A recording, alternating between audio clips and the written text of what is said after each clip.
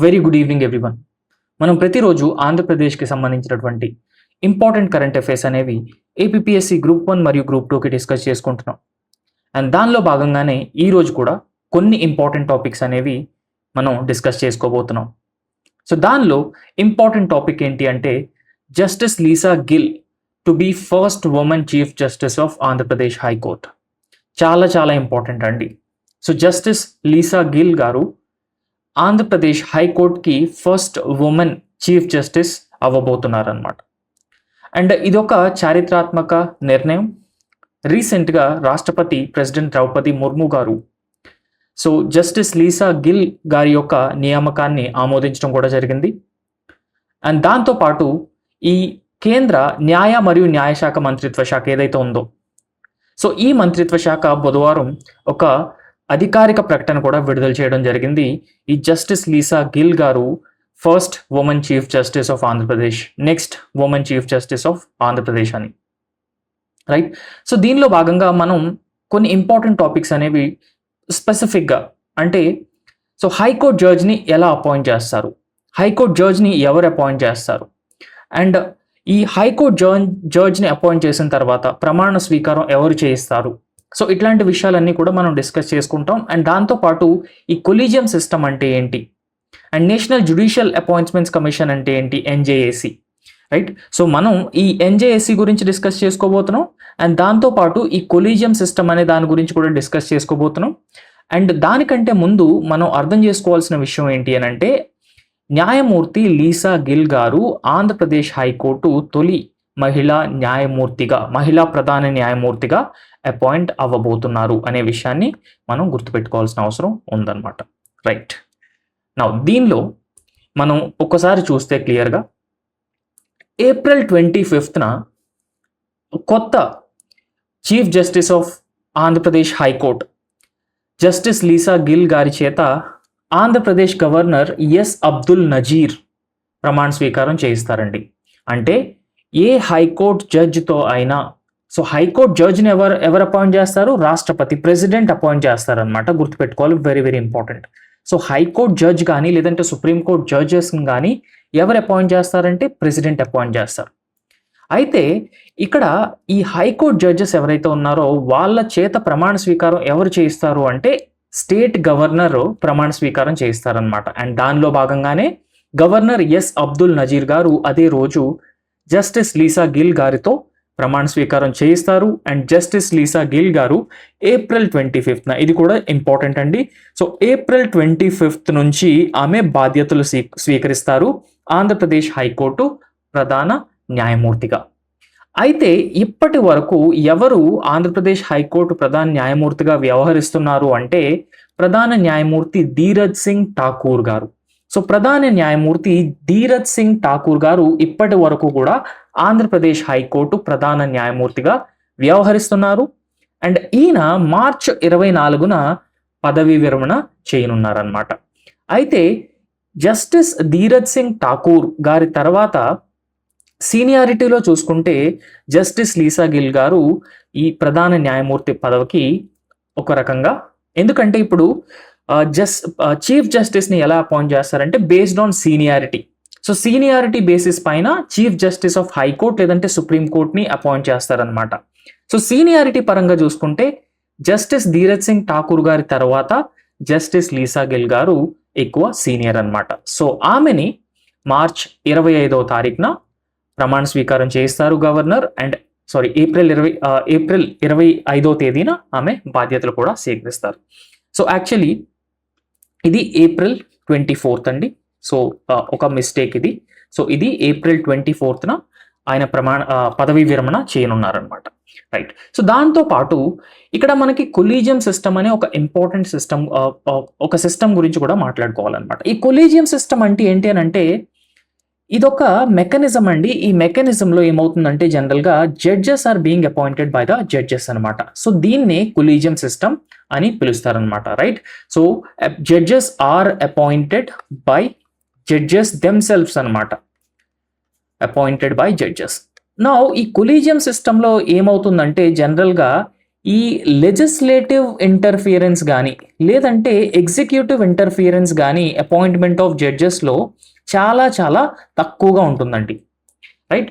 So ఇంకొక విషయాన్ని మనం అర్థం చేసుకోవాలి, ఇక్కడ ఈ independence of judiciary, so independence of judiciary అనేది ఏదైతే ఉందో ఈ ఇండిపెండెన్స్ ఆఫ్ జ్యుడిషియరీ కూడా ఈ బేసిక్ స్ట్రక్చర్ డాక్ట్రైన్లో ఒక ఇంపార్టెంట్ ఎలిమెంట్ అనమాట, లేదంటే బేసిక్ స్ట్రక్చర్ డాక్ట్రైన్లో ఒక ఇంపార్టెంట్ ఫీచర్ అనమాట.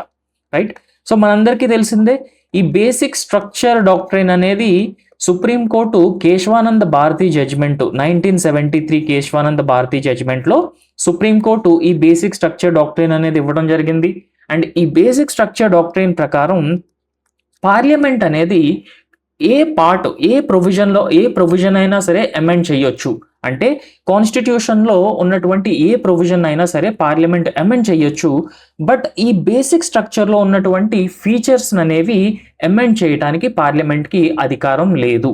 అంటే ఈ బేసిక్ స్ట్రక్చర్ అనేది కొన్ని లిమిటేషన్స్ని ఇంపోజ్ చేస్తుంది పార్లమెంట్ పైన. అండ్ ఇంకొక విషయాన్ని కూడా అర్థం చేసుకోవాలి, ఇండియాలో పార్లమెంట్ అనేది సోవరీన్ బాడీ కాదు అనమాట. లైక్ యూకే పార్లమెంట్ లాగా అంత సోవరీన్ బాడీ కాదు, ఎందుకంటే పార్లమెంట్ పైన కూడా కొన్ని లిమిటేషన్స్ ఉన్నాయి when it comes to the amending power of the constitution అనమాట. That is because of the basic structure doctrine. ఈ జ్యుడిషియల్ ఇండిపెండెన్స్ కూడా ఈ బేసిక్ స్ట్రక్చర్లో పార్ట్. సో అందుకోసం ఈ జ్యుడిషియల్ ఇండిపెండెన్స్ అనేది ప్రొటెక్ట్ చేయడం కోసం ఈ జ్యుడిషియల్ అపాయింట్మెంట్స్లో లెజిస్లేటివ్ అండ్ ఎగ్జిక్యూటివ్ ఇంటర్ఫిరెన్స్ని తగ్గించడం కోసం తీసుకుని వచ్చిందే ఈ కొలీజియం సిస్టమ్ అండి. రైట్. సో మీరు చాలాసార్లు వినే ఉంటారు ఈ కొలీజియం సిస్టమ్ గురించి.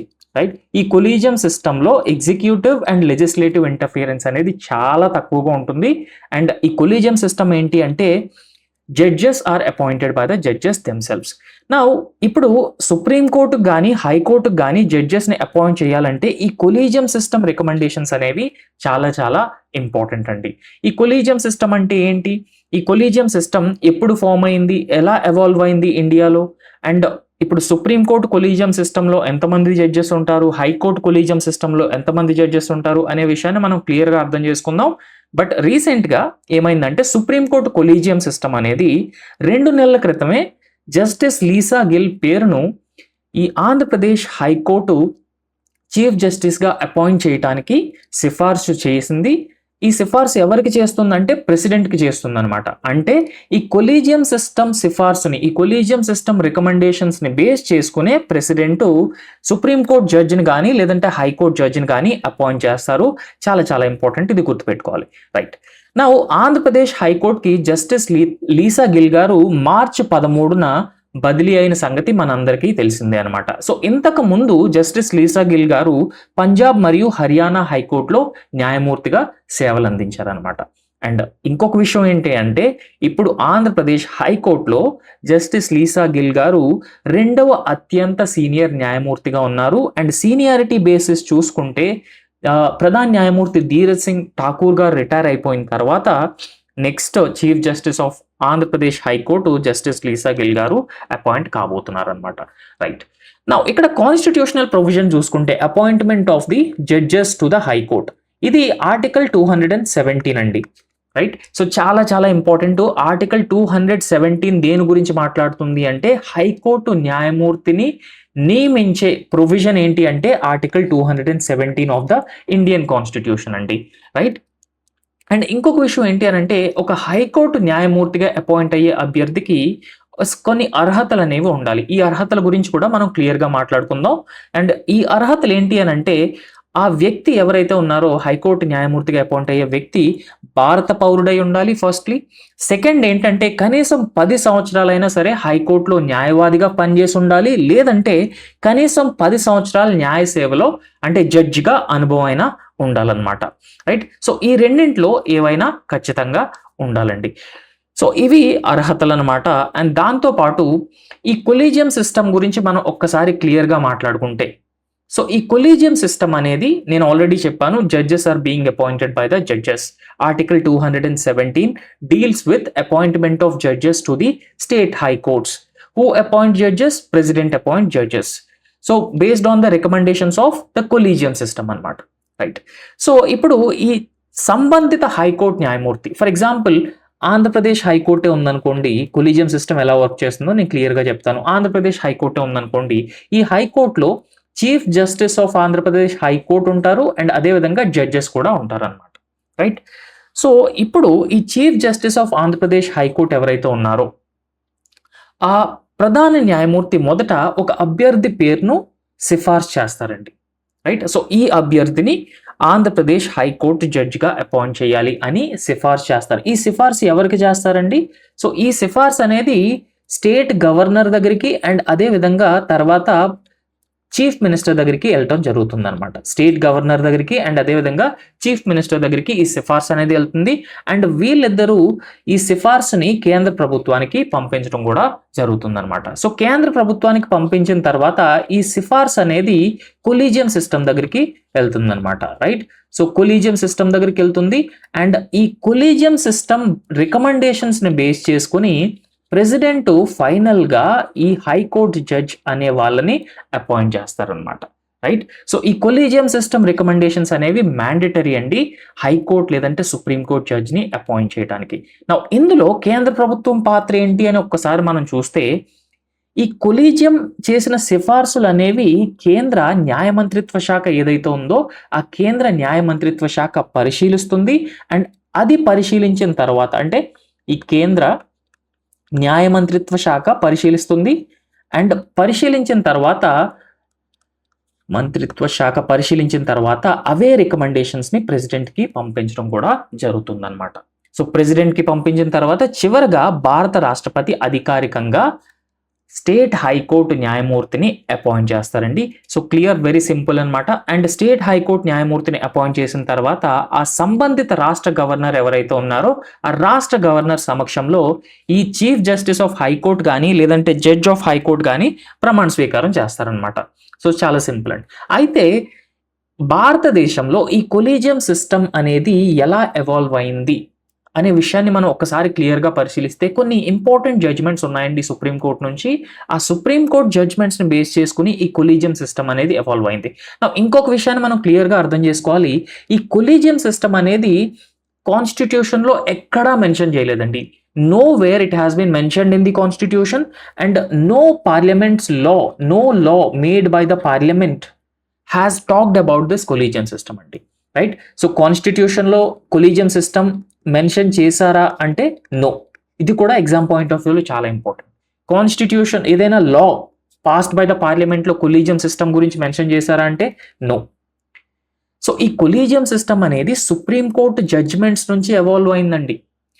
ఇప్పుడు బేసిక్ స్ట్రక్చర్ గురించి మాట్లాడుకున్నాం. ఈ బేసిక్ స్ట్రక్చర్ కూడా ఏ లెజిస్లేషన్ మెన్షన్ చేయలేదు, కాన్స్టిట్యూషన్ లో కూడా ఎక్కడ మెన్షన్ చేయలేదు. ఇది కూడా బేసిక్ స్ట్రక్చర్ డాక్ట్రైన్ కూడా సుప్రీంకోర్టు జడ్జ్మెంట్స్ నుంచి ఎవాల్వ్ అవుతూ వచ్చిందనమాట. రైట్. సో భారతదేశంలో ఈ కొలీజియం వ్యవస్థ అనేది న్యాయమూర్తి నియామకానికి సంబంధించినటువంటి ఒక ముఖ్యమైన పద్ధతి అనమాట. రైట్. సో ఇది రాజ్యాంగంలో పేర్కొనబడలేదు అండ్ సుప్రీంకోర్టు తీర్పుల ద్వారా ఇది అభివృద్ధి చెందడం జరిగిందనమాట. రైట్. సో ఒకసారి 3 జడ్జ్ కేసెస్ అండి, ఇది ఏమంటారంటే దీన్ని, సో 3 జడ్జ్ కేసెస్ అనమాట. సో ఈ 3 జడ్జ్ కేసెస్ ని బేస్ చేసుకుని ఇండియాలో ఈ కొలీజియం సిస్టమ్ అనేది ఎవాల్వ్ అవుతూ వచ్చిందనమాట. రైట్. సో దీన్నే ఫస్ట్ జడ్జ్మెంట్ ఏంటంటే మొదటి న్యాయమూర్తుల కేసు లేదంటే ఫస్ట్ జడ్జెస్ కేసు 1981 అండి. సో 1981లో ఈ కొలీజియం సిస్టమ్ కూడా ఎగ్జామ్ పాయింట్ ఆఫ్ వ్యూలో చాలా చాలా ఇంపార్టెంట్ అండి. ఎందుకంటే లాస్ట్ టైము గ్రూప్ 2 మెయిన్స్లో ఒక క్వశ్చన్ అడగటం జరిగింది దీని నుంచి. రైట్. సో ఈ కేసుని ఏమని పిలుస్తారంటే ఎస్పీ గుప్తా కేసు అని కూడా పిలుస్తారనమాట. సో ఈ ఎస్పీ గుప్తా కేసులో ఏమైందంటే ఈ సుప్రీంకోర్టు లేదంటే హైకోర్టు జడ్జిల్ని అపాయింట్ చేసేటప్పుడు ఎగ్జిక్యూటివ్కి ఎక్కువ రోల్ ఉండాలా లేదంటే జ్యుడిషియరీకి ఎక్కువ రోల్ ఉండాలా అనే విషయాన్ని ఈ ఎస్పీ గుప్తా కేసులో సుప్రీంకోర్టు పరిశీలించడం జరిగింది. సో క్లియర్గా పరిశీలించిన తర్వాత ఎగ్జిక్యూటివ్కి ఎక్కువ రోల్ ఉండాలి జడ్జెస్ని అపాయింట్ చేయడంలో, సుప్రీంకోర్టు అండ్ హైకోర్టు జడ్జెస్ని అపాయింట్ చేయడంలో ఎగ్జిక్యూటివ్కి ఎక్కువ రోల్ ఉండాలి జ్యుడిషియరీ కంటే అనేసి జడ్జిమెంట్ ఇవ్వటం జరిగిందనమాట. అండ్ ఇక్కడ న్యాయమూర్తుల నియామకంలో చీఫ్ జస్టిస్ అభిప్రాయం ఏదైతే ఉందో ఆ అభిప్రాయం అనేది కేవలం సూచనగా మాత్రమే పరిగణించారండి. రైట్. అయితే 1993లో రెండో న్యాయమూర్తుల కేసు కూడా రావడం జరిగింది సుప్రీంకోర్టు ముందుకి. ఈ రెండో న్యాయమూర్తుల కేసుని ఏమని పిలుస్తారంటే supreme court advocates on record association లేదంటే సెకండ్ జడ్జెస్ కేసు అని పిలుస్తారనమాట. అయితే ఈ తీర్పుతో ఒక కీలక మార్పు రావడం జరిగిందండి, appointment of judges to the high court and supreme court. And ఈ తీర్పులో జనరల్గా ఏమైందంటే న్యాయమూర్తుల నియామకంలో ఎగ్జిక్యూటివ్కి కాదు జ్యుడిషియరీకి ఎక్కువ రోల్ ఉండాలి లేదంటే ఎక్కువ ప్రాధాన్యత ఉండాలి అని చెప్పేసి ఈ రెండవ న్యాయమూర్తుల కేసులో సుప్రీంకోర్టు చెప్పడం జరిగిందనమాట. అండ్ ఇక్కడే కొలీజియం సిస్టమ్ అనేది మొట్టమొదటిసారి ఏర్పడడం కూడా జరిగింది ఈ సెకండ్ జడ్జెస్ కేసులో. అండ్ ఈ సెకండ్ జడ్జెస్ కేసులో సుప్రీంకోర్టు ఏమని చెప్పిందంటే chief justice of India and దాంతో పాటు సీనియర్ న్యాయమూర్తులు కలిసి ఒక నిర్ణయం తీసుకోవాలి ఎవరిని జడ్జెస్గా అపాయింట్ చేయాలి సుప్రీంకోర్టుకి అండ్ హైకోర్టుకి. అండ్ వాళ్ళ నిర్ణయాన్ని ప్రెసిడెంట్కి ఫార్వర్డ్ చేయాలి అండ్ ప్రెసిడెంట్ ఫైనల్గా ఒక డెసిషన్ తీసుకొని వాళ్ళని అపాయింట్ చేస్తారు అనేదే ఈ రెండో న్యాయమూర్తుల కేసు అనమాట. అయితే ఇక్కడ మూడో న్యాయమూర్తుల కేసు కూడా ఉంది 1998. సో ఈ మూడో న్యాయమూర్తుల కేసుని ఏమని పిలుస్తారంటే presidential reference third judges case. నా ఇక్కడ ఇంకొక విషయాన్ని కూడా నేను క్లియర్గా చెప్తానండి. ఈ ప్రెసిడెన్షియల్ రిఫరెన్స్ అంటే దాని గురించి article 143 of the Indian constitution మాట్లాడుతుందండి. ప్రెసిడెన్షియల్ రిఫరెన్స్ అంటే ఏంటి అని అంటే ప్రెసిడెంట్కి ఏదైనా విషయంలో ఒక సిగ్నిఫికెంట్ డౌట్ ఉన్నప్పుడు ఆ డౌట్ని ప్రెసిడెంట్ సుప్రీం కోర్టుకి రిఫర్ చేసి లీగల్ ఒపీనియన్ అడగటానికి ఛాన్సెస్ ఉంటాయి అన్నమాట. దీన్ని ఏమని పిలుస్తారంటే ప్రెసిడెన్షియల్ రిఫరెన్స్ అని పిలుస్తారండి. సో ఫార్ ఆఫ్టర్ ఇండిపెండెన్స్ ఎన్ని ప్రెసిడెన్షియల్ రిఫరెన్సెస్ అనేవి చేశారు ప్రెసిడెంట్ సుప్రీం కోర్టుకి అంటే 16 ప్రెసిడెన్షియల్ రిఫరెన్సెస్ అనేవి చేయడం జరిగిందండి ఇప్పటి వరకు. రైట్, ఈ ప్రెసిడెన్షియల్ రిఫరెన్సెస్ అనేవి ఆర్టికల్ 143లో మెన్షన్ చేశారు. And after independence 16 presidential references చేయడం జరిగింది. ఈ ప్రెసిడెన్షియల్ రిఫరెన్స్లో ప్రెసిడెంట్ సుప్రీం కోర్టుని లీగల్ ఒపీనియన్ అడుగుతారు అనమాట. రైట్, సో ఈ మూడో న్యాయమూర్తుల కేసులో కంప్లీట్గా ఒక కొలీజియం సిస్టమ్ అనే స్ట్రక్చర్ ఫామ్ అయిపోయిందండి. సో కొలీజియం వ్యవస్థని మరింత స్పష్టంగా ఏర్పాటు చేయడం జరిగింది. ఎలా స్పష్టంగా ఏర్పాటు చేశారంటే ఈ థర్డ్ జడ్జెస్ కేసులో సుప్రీంకోర్టు జడ్జ్మెంట్ ఏం చెప్పిందంటే సుప్రీంకోర్టు కొలీజియంలో CJI plus 4 more senior judges of the supreme court కలిపి ఒక కొలీజియం సిస్టమ్ ఉంటుంది. అండ్ దాంతోపాటు హైకోర్టు లెవెల్లో chief justice of the high court plus 2 senior జడ్జెస్తో హైకోర్టు లెవెల్లో కొలీజియం సిస్టమ్ ఉంటుందన్నమాట. సో ఇలాగా collegium system with in the supreme court and collegium system in each high court level అంటే డిస్ట్రిక్ట్ కోర్ట్స్కి కానీ అపాయింట్మెంట్స్ ఇట్లాంటివన్నీ హైకోర్టు కొలీజియం చూసుకుంటుంది అనమాట. సో సుప్రీంకోర్టు జడ్జెస్ కానీ హైకోర్టు జడ్జెస్ కానీ సో ఇవన్నీ కూడా మన సుప్రీంకోర్టు కొలీజియం సిస్టమ్ చూసుకుంటుంది అనమాట. సో చాలా ఇంపార్టెంట్ అండి supreme court collegium. So chief justice plus 4 more senior judges and high court కొలీజియంలో chief justice plus 2 more senior జడ్జెస్తో అపాయింట్ చేయాలని చెప్పేసి సుప్రీంకోర్టు ఈ థర్డ్ జడ్జెస్ కేసులో జడ్జ్మెంట్ ఇవ్వడం జరిగింది 1998 అండి. అండ్ ఫైనల్గా ఈ కొలీజియం సిస్టమ్ అనేది చాలా క్రిటిసిజం ఫేస్ చేస్తుందన్నమాట. ఎందుకంటే ఈ కొలీజియం సిస్టంలో లెజిస్లేటర్కి కానీ లేదంటే ఎగ్జిక్యూటివ్కి కానీ ఎలాంటి రోల్ ఇవ్వలేదు, సిగ్నిఫికెంట్ రోల్ ఇవ్వలేదు when it comes to appointment of the judges. So ఈ రోల్ ఇవ్వలేనప్పుడు ఈ కొలీజియం సిస్టమ్ అనేది ట్రాన్స్పరెన్సీ లేదు. సో అందు గురించి లెజిస్లేచర్కి రోల్ ఉండాలి అండ్ అదేవిధంగా ఎగ్జిక్యూటివ్కి కూడా రోల్ ఉండాలి ఈక్వల్గా ఈ జడ్జెస్ని అపాయింట్ చేయడానికి అనే ఉద్దేశంతో కేంద్ర ప్రభుత్వం 2014లో నేషనల్ జ్యుడిషియల్ అపాయింట్మెంట్స్ కమిషన్ అనేది తీసుకురావటం జరిగిందండి. సో ఈ నేషనల్ జ్యుడిషియల్ అపాయింట్మెంట్స్ కమిషన్ ఎలా తీసుకుని వచ్చారంటే 99th కాన్స్టిట్యూషనల్ అమెండ్మెంట్ యాక్ట్ అండి. మీరు ఒకసారి 2025 APPSC group 2 mains exam polity question paper చూస్తే ఒక క్వశ్చన్ క్లియర్గా అడిగారు అనమాట. సో ఏ కాన్స్టిట్యూషనల్ అమెండ్మెంట్ని సుప్రీం కోర్టు అన్కాన్స్టిట్యూషనల్ అని కొట్టిపారేసింది అని అంటే విరుద్ధం అని కొట్టివేసింది అంటే అది ఈ 99th కాన్స్టిట్యూషనల్ అమెండ్మెంట్ యాక్ట్ అండి. And this 99th constitutional amendment act దేని గురించి మాట్లాడుతుందంటే appointment of the judges and giving equal importance to legislature, executive and judiciary when it comes to appointment of the judges అన్నమాట. Right, ఎందుకంటే supreme court ఈ 99th constitutional amendment అనేది judicial independence అనే ఒక basic ఫీచర్ని వైలేట్ చేస్తుంది, అందు గురించి ఇది అన్కాన్స్టిట్యూషనల్ అని సుప్రీంకోర్టు కొట్టేసింది అనమాట. రైట్, సో సుప్రీంకోర్టు ఎప్పుడైతే national judicial appointments commission unconstitutional అని కొట్టేసిందో మళ్ళీ ఈ కొలీజియం సిస్టమ్ ద్వారానే అపాయింట్మెంట్స్ జరుగుతున్నాయన్నమాట సుప్రీంకోర్టు అండ్ హైకోర్టు జడ్జెస్కి. రైట్ అండి, సో ఇది కొలీజియం సిస్టమ్ అనమాట. And this way judges of the supreme court and high court are appointed. Thank you so much అండి. Thank you.